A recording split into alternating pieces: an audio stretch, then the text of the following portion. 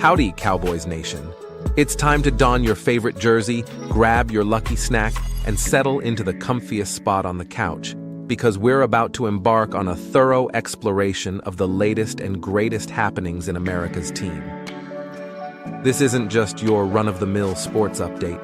It's a deep dive into the heart and soul of the Dallas Cowboys, complete with twists, turns, and a dash of good old Texas charm. So, before we delve into the gridiron drama, do us a solid, wrangle that subscribe button. Your subscription isn't just a mere click, it's a declaration to be part of our journey as we strive to reach the lofty milestone of 5,000 subscribers. Lasso that subscribe button, and let's kick off this football fiesta with gusto.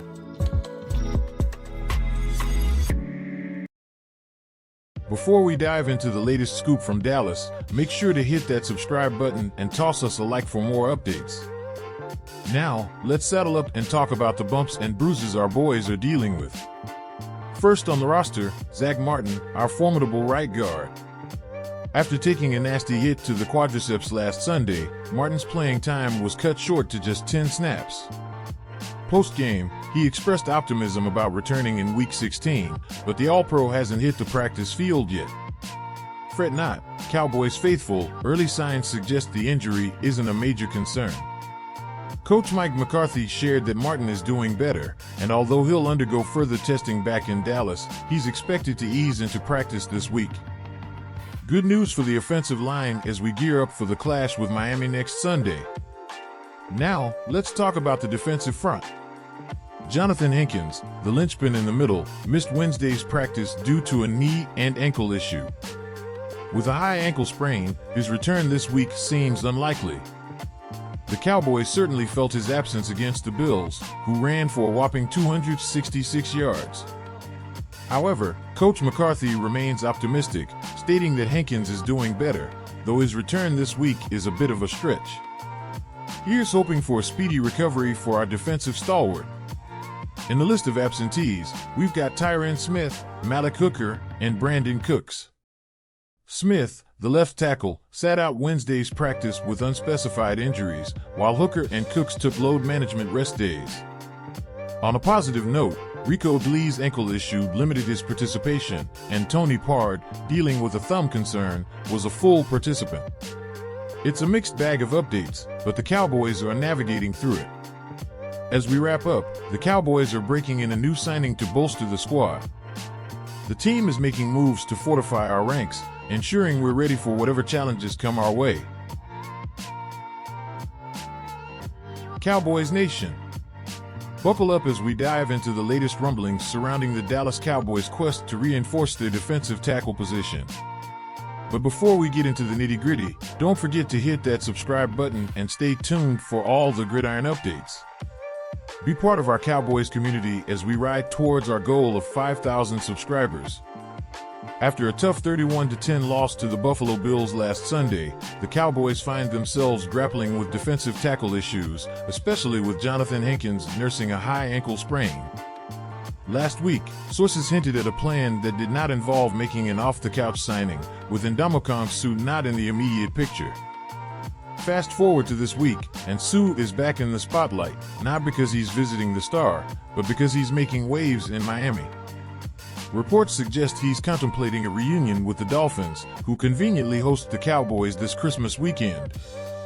With the defensive struggles against the Bills fresh in mind, the Cowboys are pondering their options. Are the 10-4 Cowboys content with rookie Moy Smith, who has moved up the depth chart, and veteran Carl Davis, recently promoted from the practice squad? Both faced the relentless Buffalo offense, and the results were less than stellar. Enter Suh, a name that still resonates as one of the most destructive players of his generation. At 36 years old, Suh's imposing 6 feet 4 inches, 313-pound frame is no stranger to wreaking havoc on the gridiron. Last year, he made a late-season appearance in Super Bowl 57 with the Eagles, showcasing his ability to make an impact when it matters most. Could history repeat itself? Is Suh planning to rest up, preserving his formidable presence for a late-season run with a contender like the Dolphins? Ndamukong Suh, born on January 6, 1987, boasts an impressive football resume, having played for the Detroit Lions, Miami Dolphins, Los Angeles Rams, Tampa Bay Buccaneers, and Philadelphia Eagles. A decorated player, Suh has participated in 3 Super Bowls and has a laundry list of accolades, including Defensive Rookie of the Year in 2010. As we await further developments, it's clear that the Cowboys are giving serious thought to adding the veteran force of Ndamukong Suh to their defensive arsenal. Hold onto your hats because we've got a wild rumor swirling around the NFL waters. Before we dive into this juicy scoop, make sure to hit that subscribe button and drop your thoughts in the comments. Now, let's unravel the latest drama in the league. With the New England Patriots possibly parting ways with legendary coach Bill Belichick after the regular season, speculation about his next landing spot is running rampant. Former Patriots quarterback turned radio host Scott Zolak has thrown a curveball into the mix by suggesting that the iconic coach could find himself with America's team, the Dallas Cowboys. Zolak, speaking on 98.5 The Sports Hub, pointed to the recent struggles of the Cowboys, especially their tough loss against Buffalo. He outlined the Cowboys' impressive roster, emphasizing a marquee quarterback, a potent running game, and a talented defensive lineup. According to Zolak, the Cowboys seem like a turnkey operation for Belichick, with the pieces in place for success. However, the plot thickens when we consider Cowboys owner Jerry Jones' recent comments expressing satisfaction with current head coach Mike McCarthy. Despite the Cowboys falling short of an NFC Championship appearance since 1995, Jones commended McCarthy for his outstanding job, clinching 3 playoff appearances in 4 seasons. Zolak's prediction of Belichick making a move from Foxborough to Dallas faces a significant roadblock with Jones' vote of confidence in McCarthy. But, as we know, the NFL landscape can change swiftly, especially if the Cowboys experience another early postseason disappointment. So, Cowboys faithful, what's your take on the Bill Belichick situation? Do you see him donning the silver and blue in the near future, or is this just another wild rumor making the rounds? Drop your opinions in the comments below, and let's keep the discussion going. Big news for Cowboys Nation. Darren Woodson, the iconic Cowboys safety, is once again knocking on the door of the Pro Football Hall of Fame. This marks his 2nd consecutive year as a finalist, and fans are crossing their fingers that this might just be the year he secures the coveted gold jacket. Woodson's journey to the Hall of Fame faced a setback last year when he narrowly missed the cut for the class of 2023.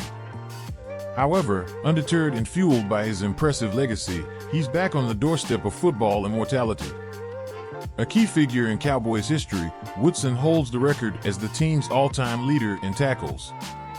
His impact resonates from 1992 to 2003, a span in which he dedicated his entire career to the Dallas Cowboys.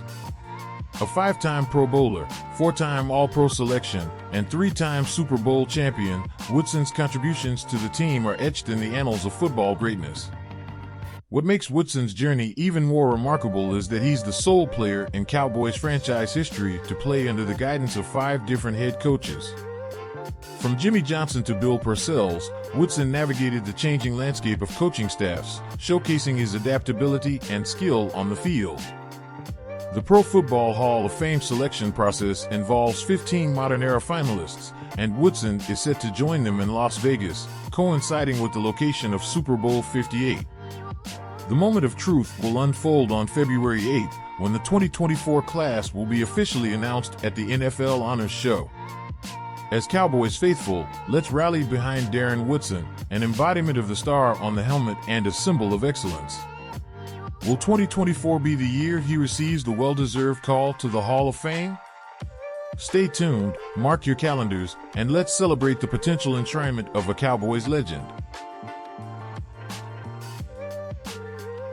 In a surprising turn of events, the Dallas Cowboys find themselves grappling with back-to-back defeats for the first time since 2021. The Miami Dolphins secured a 22-20 victory in Week 16, dealing a blow to the Cowboys' confidence and setting the stage for a crucial matchup against the Detroit Lions. The Cowboys had previously taken solace in their "no back-to-back losses" narrative, a silver lining amid discussions about their struggles on the road. Now, faced with the challenge of avoiding a 3-game losing streak for the first time since 2020, the team must regroup and rediscover their winning formula. Dak Prescott, visibly frustrated after the loss to Miami, expressed the team's sentiments, stating, "Pissed. Obviously on the road, could have been a good one, to win, against a playoff team and just didn't get it done." The quarterback acknowledged the disappointment but emphasized the importance of accountability and collective commitment to bounce back. "It's just been about for everybody to be accountable, look themselves in the mirror, say, what more can I do individually?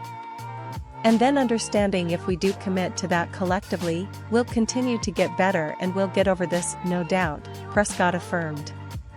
One player left questioning the dynamics of the game is CeeDee Lamb. Despite a stellar start with 3 catches for 93 yards and a touchdown in the early stages, Lamb saw 0 targets through the second and third quarters. Coach Mike McCarthy labeled Lamb a featured component of the offense, raising eyebrows about his absence. Prescott shed light on Lamb's limited involvement, stating, "They got the rush going a little bit, getting me off the spot. Obviously we talked about them clouding the coverage to CD putting more people to his side, wasn't giving us quite as favorable looks as they were early in the game." As the 10-5 Cowboys gear up to face the confident 12-4 Lions, the team is fueled by frustration and a determination to turn things around. The upcoming matchup at AT&T Stadium provides an opportunity for the Cowboys to channel their pissed attitude into a productive response.